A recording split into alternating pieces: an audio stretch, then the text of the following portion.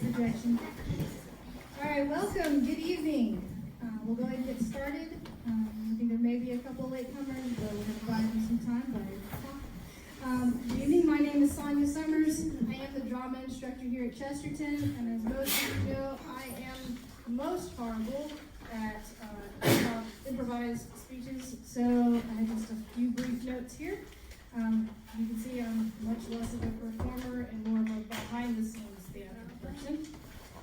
So profound thanks to these wonderful, diligent students. In the 8 months or so that we have had the distinct pleasure of working together, they have been artisans and astronomers, poets and philosophers, award-winning linguists and athletes, and finally tonight we get to see them as thespians. This is a short play. To be honest, it's basically a glorified skit that we have stretched out into a digestible and enjoyable format. However, as G.K. Chesterton put it, conveniently tucked into page 3 of your program, great empires are necessarily prosaic, for it is beyond human power to act a great poem on so great a scale. You can only represent very big ideas in small spaces, as we have here. My toy theater is as philosophical as the drama of Athens. So, I invite you in this small space in this short time, and only half a semester really, these students have thoroughly explored the grand and eloquent themes of justice and mercy, and they're about to share those with you this evening. Oftentimes, when I've arrived to start my theater class, the same students are engaged in heated debate with Mr. Summers, discussing the crimes and backstory of the characters. So they're not just reading lines. They have argued legal cases for these characters, making them come to life thousands of years later. Because we only have such a small, budding school body, we have asked so much of these students. And the only time they've had afforded to work on this play has been in class and a little bit of free time of their own initiative to practice outside of the classroom. So besides memorizing lines and rehearsing, we've worked on props and costumes, and so that way they can learn there's more to putting on a play than just delivering lines. You may notice as we go along the motif of masks. These imitate traditional Greek theater masks, as plays of this nature were originally performed in basically outdoor amphitheaters. So you had enormous crowds and a great distance, and those exaggerated features on the masks helped to make them more visible to the audience. So, quick litany of thanks. Thank you to Mr. Summers for the guidance and physical assistance in putting this together. Thank you, Misty Weber, for all of the in-between tasks that often get overlooked, such as dyeing the legs red. Thank you to the Chesterton Facilities Committee for securing this space.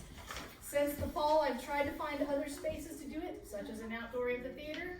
Clearly that would not have played out in this weather, so prudence there. And thankfully we were able to just keep it at home, essentially.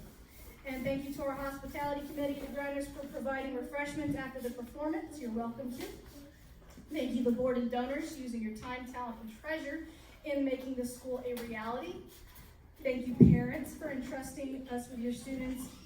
And thank you again, these amazing students. This play wouldn't be happening without you. I am grateful for the privilege of delving back into my theater roots with you. And if you're familiar with St. Genesius, the patron saint of theater, you may know that he converted on stage during a play that he originally put on to mock Christians during the Diocletian persecutions. And he was later martyred for his conversion. So may we always in our endeavors to seek to convert hearts and minds to Christ. St. Genesius, pray for us. St. Pope John Paul II, promoter of Catholic arts, pray for us. St. Margaret Clitheroe, pray for us. And G.K. Chesterton, pray for us. I'm going to turn it over to Mr. Summers, who is much better at tying all of the backstory of this play together and why we're doing it. We love you, Mr. Summers!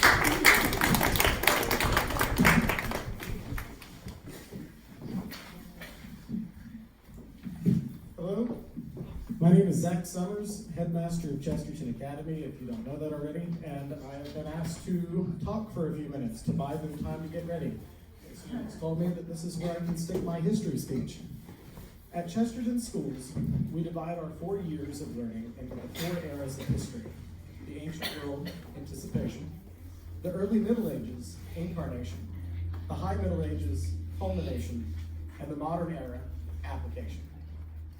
The 9th grade year focuses on the ancient world, yearning subconsciously for the arrival of Christ. It shows us just how far we can get with human reason, and yet just how far we fall short. It is for this reason that we have chosen a play from this era to reflect the lessons they've learned from the ancient era this year, an era that felt it had, to quote Machine, a God-shaped hole in its heart. From this era, we get some of the most wonderful and memorable stories in mythologies. The early Christians did not reject these stories. In fact, they utilized them. Like St. Paul at the Areopagus, they used them as an analogy to help the pagan world understand the transcendent God.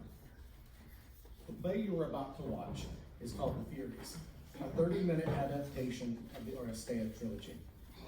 It is said that this trilogy is the ancient world's Dante, that you can see the Divine Comedy played out in all 3 plays. However, we're not going to have you do all 3 tonight. A move from damnation to salvation. A move from sin to grace. The Oresteia trilogy, written by the ancient Greek playwright Aeschylus, follows the tragic tale of the house of Atreus. It begins with Agamemnon, where King Agamemnon returns from the Trojan War, only to face the wrath of his wife Clytemnestra for sacrificing their daughter Iphigenia. In the libation bearers, their son Orestes seeks vengeance for his father's murder, guided by the god Apollo. Finally, in the Eumenides, Orestes is pursued by the Furies, avenging spirits, and stands trial for matricide in Athens, leading to the establishment of a new judicial system based on reason and justice. The trilogy explores themes of fate, justice, and the consequence of violence across generations. This story focuses on the last leg of that, the balance between justice and mercy. In the Chesterton curriculum, we follow the course of history, and we notice that as we get closer to the time of Christ, themes of mercy crop up all over the ancient cultures. They are yearning for a God they cannot see.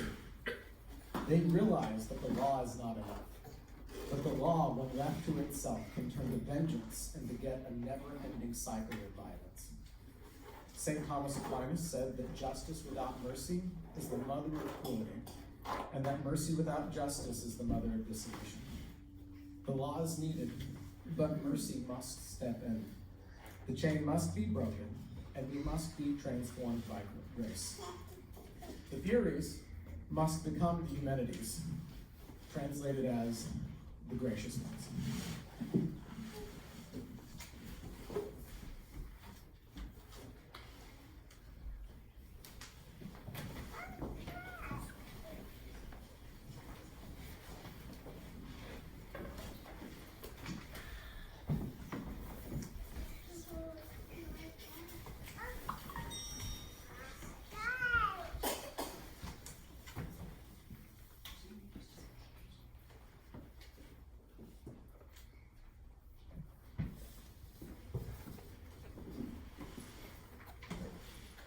I am your constant guardian, Orestes, and I will not fail you.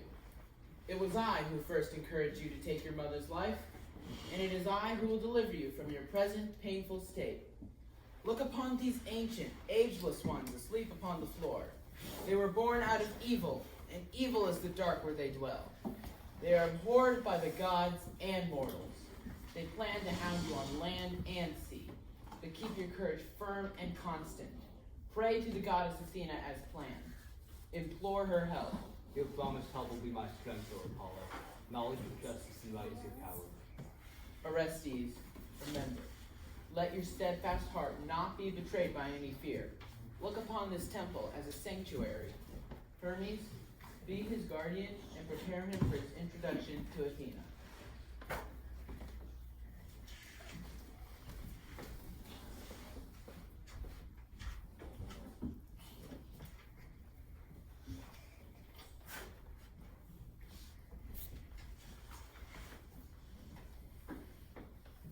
Listen to me and your sleep, O Furies. I, Clytemnestra, call to you. Awake!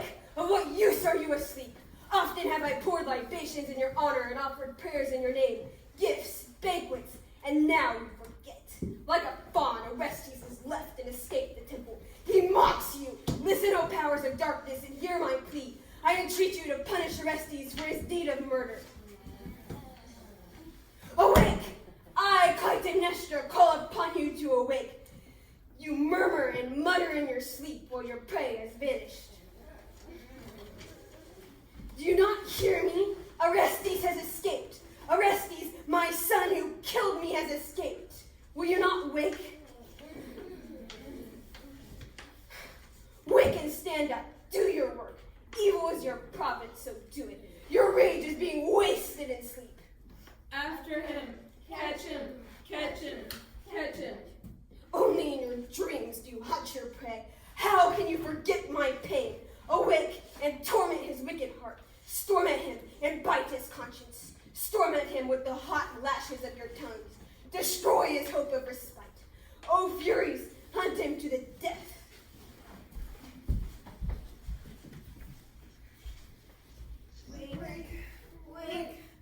Wake each other. All awake. We must shake off our heavy sleep.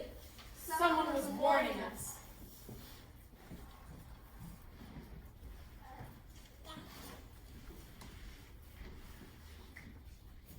We have been foiled! What has happened? Orestes has escaped! Our prey is vanished! Our snare is empty! While we slept, our right stole away.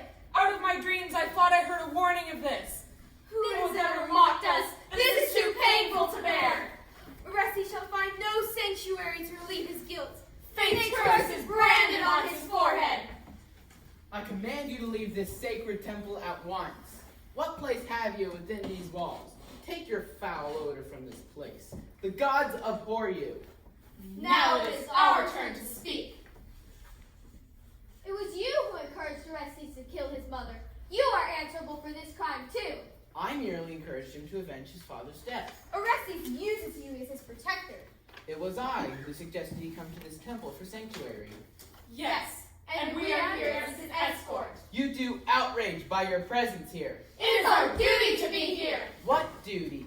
We hound. He kills his mother. But what if a wife who kills her husband? What if that?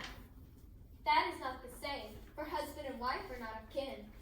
To persecute Orestes this way is most unjust. You concentrate upon his crimes, but are most lenient with the crime of his mother, Clytemnestra. I shall take this case to the goddess Athena herself. We will never let Orestes go. We will trace him by his mother's blood. We will hound him. And I, Apollo, will stand by him. I command you to leave the temple of Athena.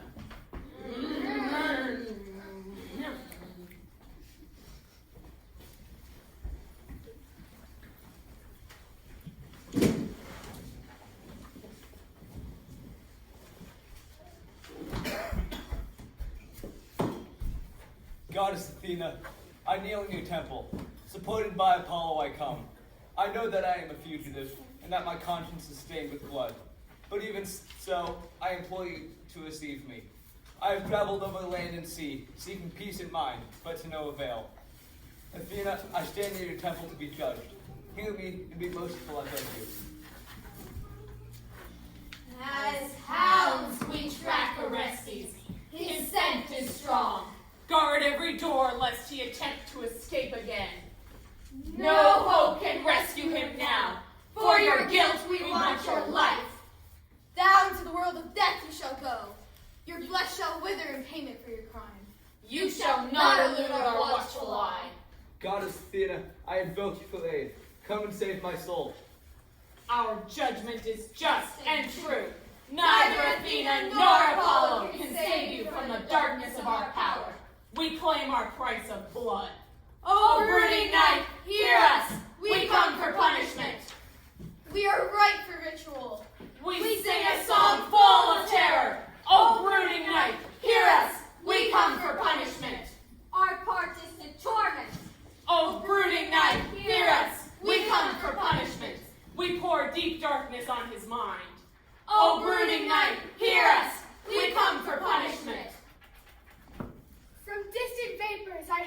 name invoked. I'm amazed by this strange company in my temple. Who are you who crawl upon the ground? We are the daughters of night. We live deep under the earth. Why are you here? To drive out a murderer. So you pursue this man? Yes, Orestes has murdered his mother. Was there not some stronger power which influenced him to perform such a deed? Who truly has the power to influence a son to kill his mother? You grant me the final decision in this case. Yes. Since you are daughter of Zeus, we do. We trust your wisdom. It is your turn to speak. Goddess Athena, I will speak the truth. You knew my father Agamemnon. Well, for together you won victory over the city of Troy. Upon returning home, my father met a disgraceful death at the hands of my mother. With her black-coated hope, she trapped him in her snare of cunning and deceit.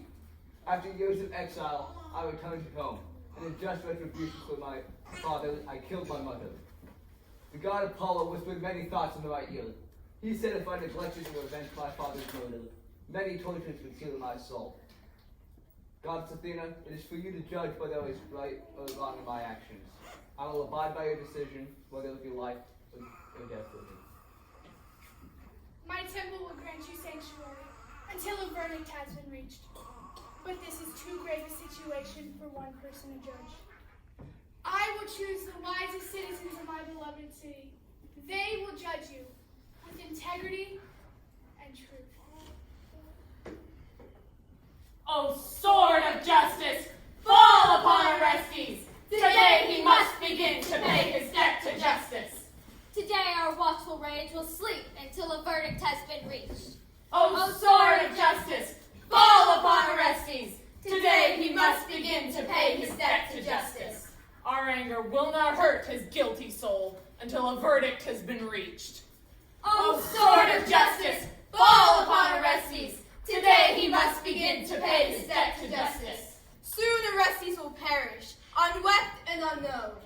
O sword of justice, fall upon Orestes! Today he must begin to pay his debt to justice.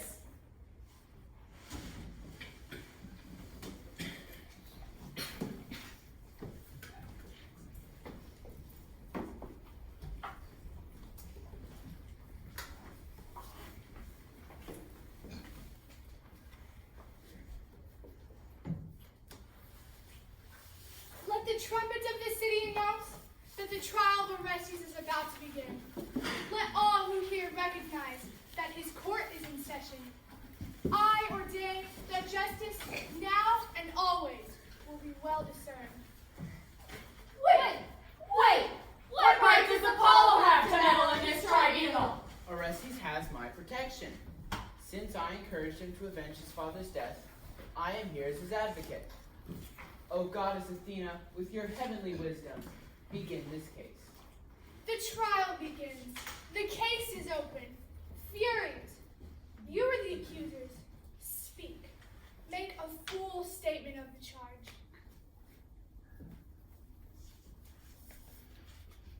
First, do you admit killing your mother? Answer our question. Did you? I cannot deny it. Yes, I did. Good. We win the first point. It is too soon to vote. I'm not defeated yet. How did you kill her? Answer our question. How did you kill her? With a sword. Good. We win the second point. It is too soon to vote. I'm not defeated yet. Who persuaded you to commit such a deed?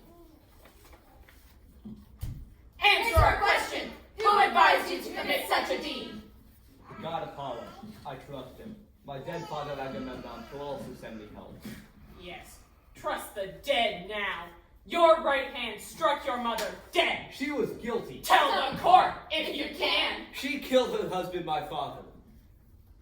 Why do you still live and go unpunished? Why did she live and go unpunished? Agamemnon, her husband, was not of her own blood. Oh, Apollo, I do admit killing Clytemnestra, my mother, but give evidence to show that my cause was right. Plead my cause. Listen, you outcasts of heaven! You dare plead for his acquittal? Mark the truth of what I say. Clytemnestra was not the true mother of Orestes. From the very moment of his birth, Orestes was handed to a nurse who tended to his growth. She fed him, changed him, and loved him. The nurse was his mother, for she watched every step he took. Her heart was happy when he was happy, and sad when he was sad. Yes, the nurse was his honest mother. I have said all I have to say, and await to hear the decision of the jury. Citizens of Athens, you have heard the facts and emotions of both sides. As you prepare to cast your vote, guard well the truth. Each of you has a white stone and a black stone in your hand. If you decide that Orestes is innocent, cast the white stone. But if you decide that Orestes is guilty, cast the black stone. Listen to your consciences, so that the people may sleep in peace. Do not scorn us, or we will deal with you harshly. Let your consciences listen to Almighty Zeus. If we fail to win this case, we will infest the land with an unspeakable plague. You will not win. The gods will win for Orestes. O Apollo, my life is held only by a slender thread. O deep darkness, smile in our favor. It is the moment of life and hope, or dispelling death for me. To us, it is a moment of great honor or disgrace. As Athena, goddess of the city of Athens, and daughter of Almighty Zeus, I order the voting to begin.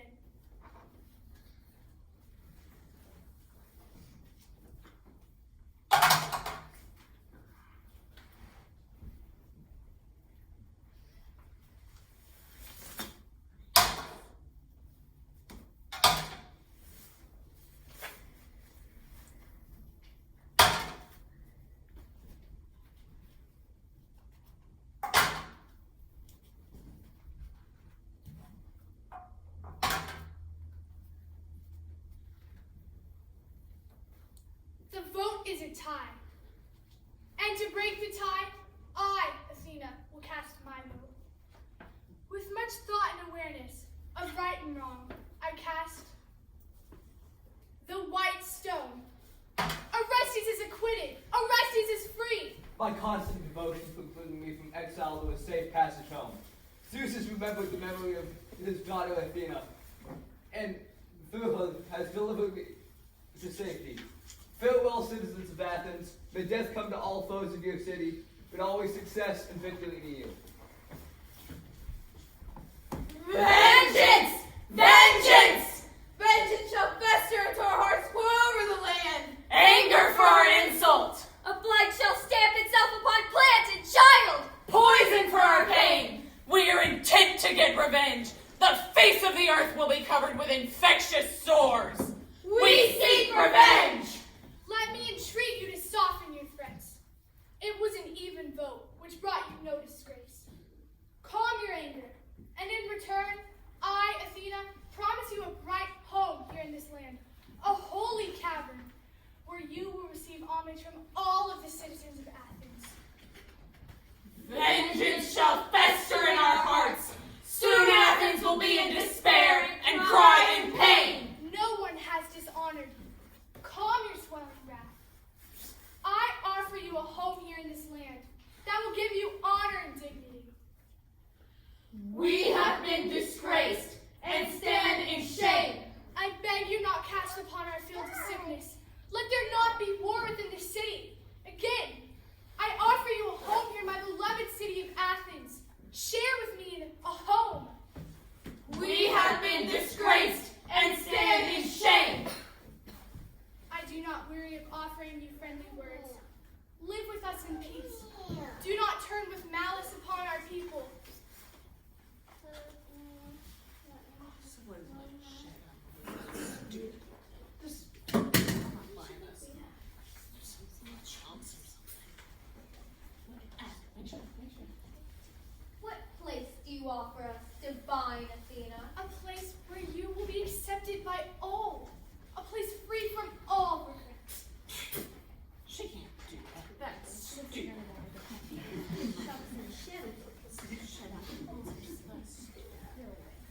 Alright, we gotta answer You promise us all this? My word is pledged forever. You are among friends in Athens. I like friends. She's an artist and she pledged. Like she's one of the main goddess. I don't like sitting on the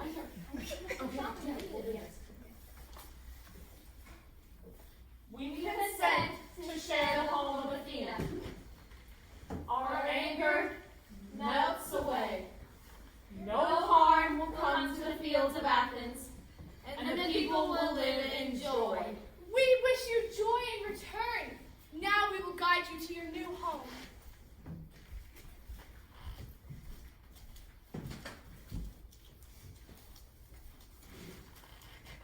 Pass onward to your new home, daughters of ancient night.